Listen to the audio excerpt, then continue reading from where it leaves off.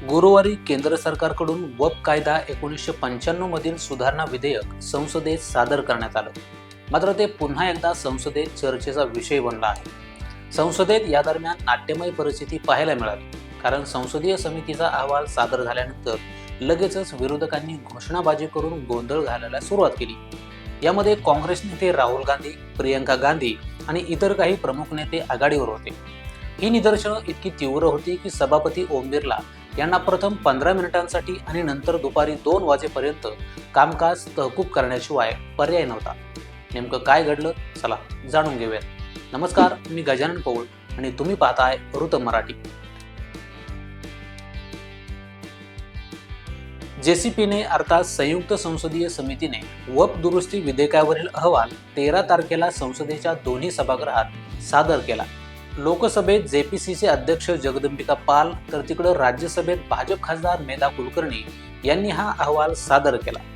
खरं तर या विधेयकाचं उद्दिष्ट वक्फ बोर्डांना अधिक पारदर्शक बनवणं आणि त्यात महिलांचा समावेश करणं हे आहे.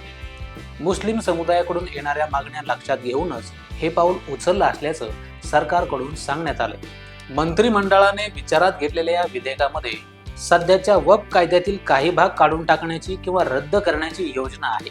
या रद्द करण्याचा उद्देश प्रामुख्याने वक्फ बोर्डाच्या मनमानी अधिकारांना कमी करणं आहे.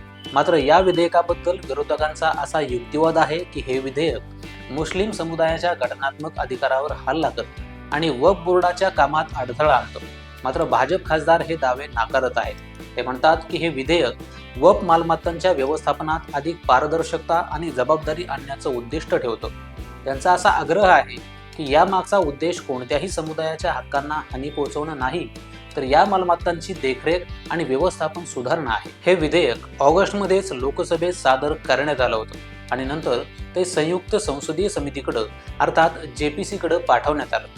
आता समितीचा अहवाल प्रसिद्ध झाल्यानंतर राजकीय वादविवाद तीव्र होत असल्याने विधेयकाचं पुढे काय होईल असा सवाल उपस्थित केला जात आहे. खरं तर समाजातील एका मोठ्या वर्गाला वाटतं की हे विधेयक लागू व्हायला हवं, पण वक्फ सुधारणा विधेयक आणून भाजपला तिरस्कार पसरवायचा आहे असा आरोप विरोधी पक्षातील खासदार करत आहे, तर सरकार याला प्रशासकीय सुधारणा म्हणत आहे.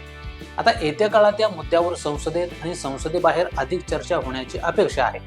मात्र या दरम्यान झालेल्या तीव्र गोंधळामुळे लोकसभेचं कामकाज तहकूब करण्यात आलं. काँग्रेस खासदार गौरव गोगोई यांनी आरोप करताना म्हटलं आहे की या सुधारणा विधेयकात अनेक त्रुटी आहेत. आता संसदेत झालेला हा गदारोळ फक्त लोकसभेपुरताच मर्यादित नव्हता, तर राज्यसभेत देखील वक्फवरून प्रचंड गदारोळ झालेला पाहायला मिळाला. मात्र गोंधळ असूनही भाजप खासदार मेधा कुलकर्णी यांनी संसदीय समितीचा अहवाल सादर केला, पण विरोधकांनी घोषणाबाजी करत कामकाजात व्यत्यय आणणं सुरूच ठेवलं. यानंतर हे विधेयक मागे घेण्याची मागणी करण्यात आली. प्रश्न उत्तराच्या काळात कुठलाही गदारोळ घालायचा नसतो. नव्याने निवडून आलेले खासदार प्रश्न उपस्थित करत असतात, त्यांच्यासमोर तुम्ही विरोधक म्हणून गदारोळाचा आदर्श घालून देत आहात का? तुम्ही योग्य प्रकारे विरोध दर्शवा, मी तुमच्या पाठीशी उभा राहीन. पण आता जे करत आहात त्यावरून हेच दिसत आहे की तुम्हाला सदनाचं कामकाज योग्य पद्धतीने चालू द्यायचं नाही. अशा शब्दात सभापती ओम बिर्ला यांनी विरोधकांना फटकारलं आणि त्यांच्या कृतीमुळे सभागृह व्यवस्थित चालत नाही यावर भर दिला. वस्तुतः भारतातील वक्फची उत्पत्ती दिल्ली सल्तनत पासून झाली असल्याचं सांगितलं जातं. विशेषतः जेव्हा सुलतान मुइझुद्दीन सांभोर यांनी सुलतानमधील जामा मशिदीला एक गाव दिलं होतं, तेव्हापासून भारतामध्ये वक्फ अस्तित्वात आलं.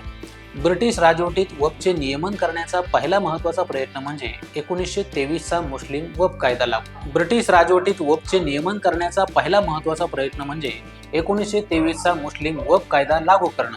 भारताला स्वातंत्र्य मिळाल्यानंतर संसदेने 1954चा वक्फ कायदा मंजूर केला, जो नंतर 1995 मध्ये नवीन आवृत्तीने बदलला. या सुधारित कायद्याने वक्फ बोर्डांना अधिक अधिकार दिले, परंतु त्यामुळे अतिक्रमण आणि अनधिकृत भाडेपट्टी आणि वक्फ मालमत्तांची विक्री यांसारख्या समस्या देखील निर्माण झाल्या. 2013 मध्ये मनमोहन सिंग सरकारच्या काळात या वक्फ कायद्यात आणखीन सुधारणा करण्यात आली, ज्यामुळे वक्फ बोर्डांना मुस्लिम धर्मदाय संस्थांसाठी मालमत्ता जप्त करण्याचे व्यापक अधिकार मिळाले.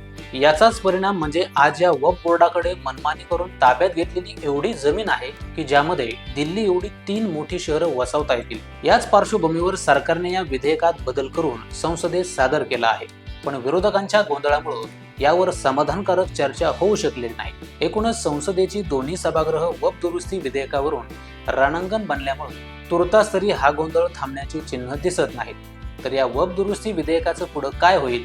तुमच्या मते वक्फ बोर्डाला लगाम घालणाऱ्या या विधेयकाची गरज आहे का? या विरोधकांच्या निषेधांचा सरकारच्या भूमिकेवर काही परिणाम होईल का? हे आम्हाला कमेंट करून जरूर सांगा आणि असेच माहितीपूर्ण व्हिडिओज पाहण्यासाठी ऋतम मराठी न्यूजला सबस्क्राईब करा।